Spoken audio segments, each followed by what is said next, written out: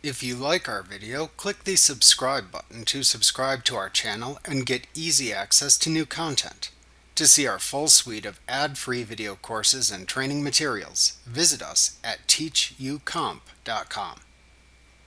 When creating a new layer within the New Layer dialog box, you have the option of using the Color drop-down to assign a color tag to the layer that then appears in the Layers panel.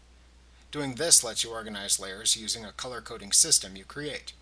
For example, you could color all the adjustment layers using the red color so you can easily spot adjustment layers in the Layers panel. However, after creating the layer, you may want to change the color of a layer or remove its color coding.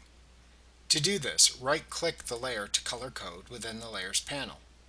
You can then click the name of the color coding to apply to the layer from the choices shown at the bottom of the pop-up menu. Note that you can select the No Color choice to remove color coding from the layer that you right-clicked. Remember to click the subscribe button to see more of our videos.